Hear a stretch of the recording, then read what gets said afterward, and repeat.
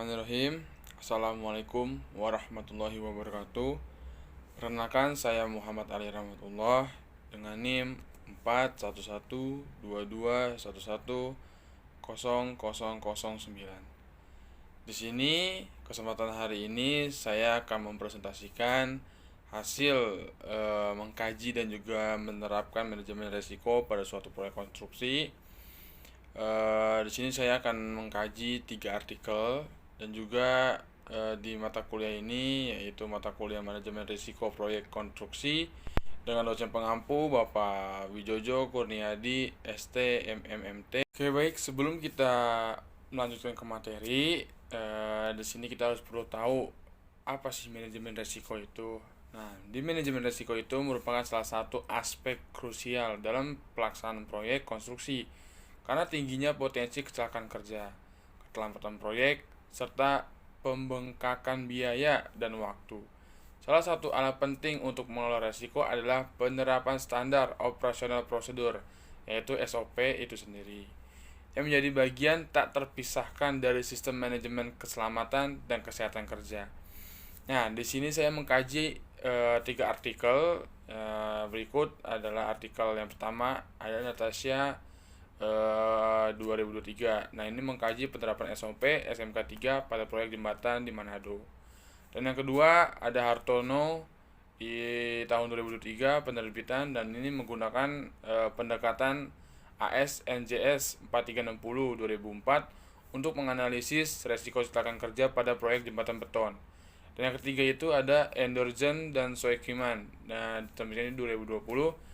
Di sini menggunakan metode Host of Risk atau HOR dalam manajemen risiko proyek flyover di Indonesia.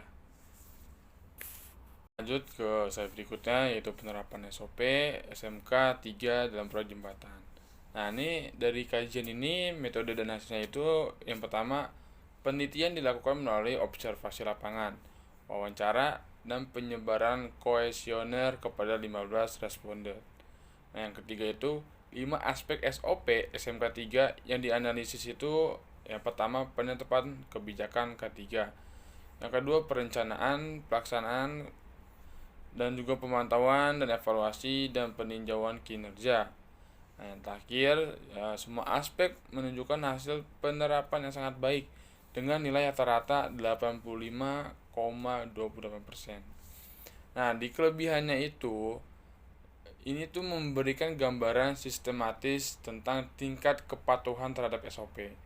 Nah, menentukan penting SOP dalam menciptakan budaya kerja yang sama. Nah, kekurangannya juga tetap ada sama, ada 2. Nah, tidak membahas hubungan langsung antara SOP dan pengurangan insiden kecelakaan. Itu yang pertama. Yang kedua, tidak dilakukan pemetaan risiko atau penilaian efektif SOP dalam mitigasi bahaya spesifik. Nah, slide berikutnya, yang kedua kita analisis dan kita kaji, yaitu analisis risiko kecelakaan kerja dengan AS NJS 4360 2004. Nah, di sini metode dan hasilnya kita dapatkan adalah pertama, menggunakan standar manajemen risiko AS NJS 4360 2004 serta prinsip Pareto. Yang kedua, identifikasi 31 variabel risiko lalu dipetakan 7 risiko dominan. Antara lain, yang pertama, tertimpa material dari ketinggian, terjatuh dari ketinggian, girder terjatuh saat erection, pelatan jatuh dari ketinggian, tiang panjang terguling, terpotong alat saat pemotongan besi, runtuhnya dinding tanah. Nah, tindakan pencegahan yang direkomendasikan itu adalah pertama, penggunaan APD. Pelatihan yang ketiga, pengawasan rutin dan juga prosedur kerja yang tepat. Nah, yang kedua itu pendekatan bahwa SOP wajib diintegrasikan dengan pendekatan teknis di lapangan. Nah, keunggulan kajian ini ada 2. Nah, yang pertama itu menunjukkan bahwa SOP bukan hanya administratif, tetapi harus didukung oleh kontrol teknik dan pelatihan pekerja.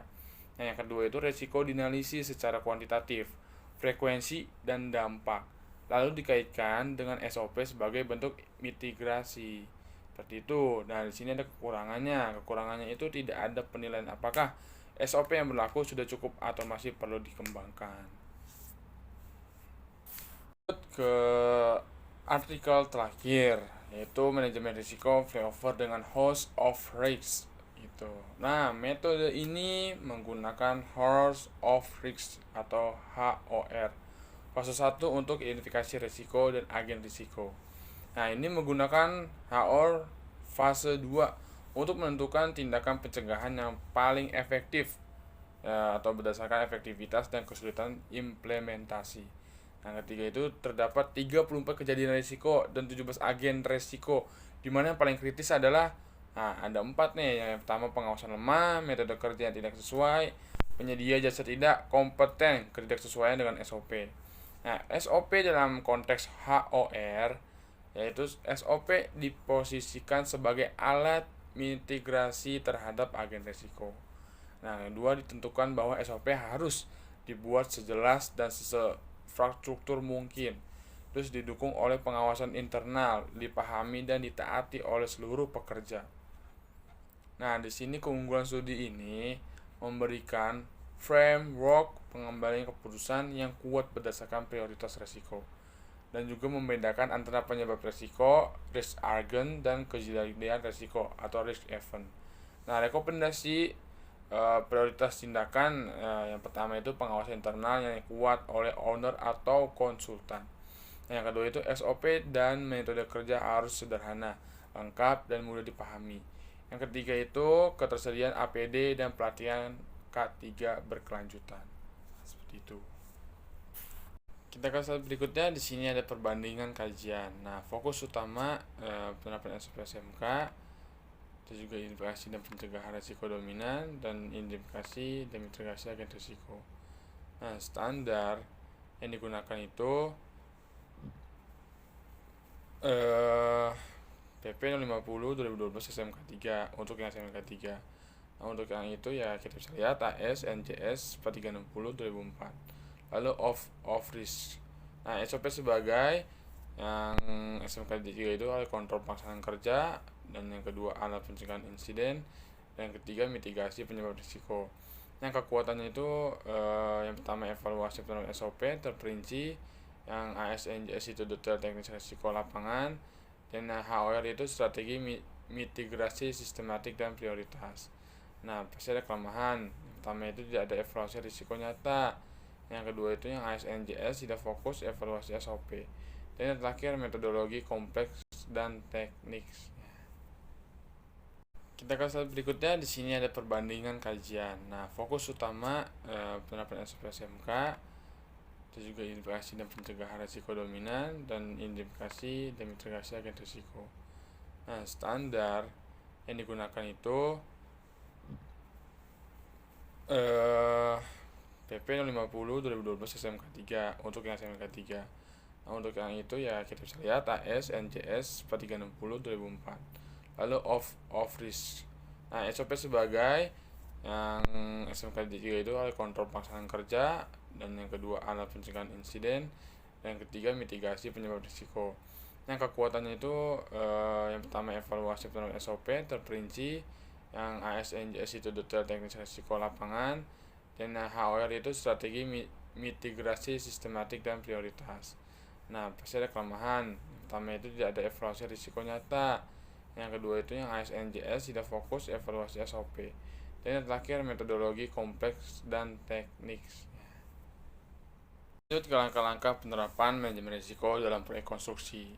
Nah, yang pertama itu ada studi Widi Hartono. Nah, untuk langkah-langkahnya apa nih? Yang pertama itu gunakan kuesioner dan wawancara dengan para ahli atau pelaku lapangan.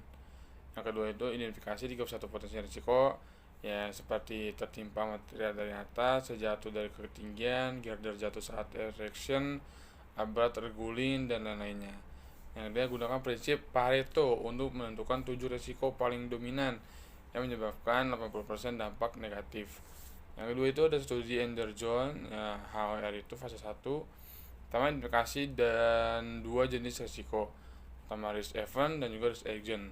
Nah, lalu gunakan literatur plus pengalaman ahli plus validasi DLP untuk memastikan risiko benar-benar relevan.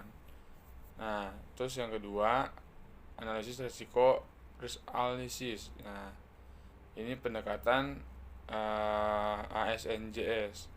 Nah, pertama itu hitung skor frekuensi dan dampak risiko skala 1/5. Kalau kan dikalikan frekuensi kali dampak sama indikasi risiko. Nah, kelompokkan ke dalam kategori risiko tinggi, sedang, atau rendah. Terus pendekatan HOR, House of Risk, gunakan rumus berikut. Nah, jadi OI-nya itu peluang kemunculan agen risiko, SI-nya severity risiko, dan RI-nya tingkat kehubungan antara agen J dan risiko I. Hasil didapat prioritas agen risiko untuk intimidasi lebih dahulu. Nah, di sini ada evaluasi dan prioritas risiko. Nah, di sini gunakan diagram Pareto untuk menyaring risiko yang perlu diambil lebih dulu. Fokus pada 20% risiko teratas menimbulkan 50% dampak. Nah, di sini ada contoh penerapan praktis. Kita contoh studi Hartono. Nah, yang pertama itu pekerja tertimpa material, itu gunakan APD, barikade area kerja, pelatih TBM.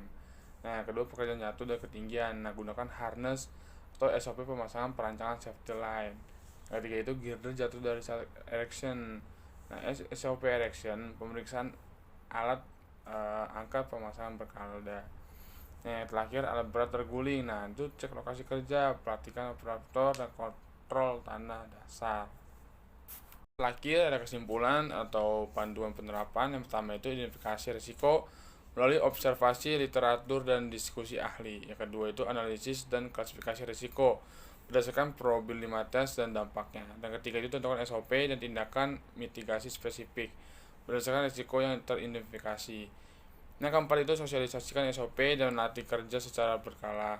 Yang terakhir lakukan pengawasan dan audit serta tindak lanjut hasil evaluasi. Oke, baik, untuk materi hari ini sekian. Bila ada kata-kata salah, mohon maaf. Wabillahi taufiq wal hidayah. Wassalamualaikum warahmatullahi wabarakatuh. Terima kasih.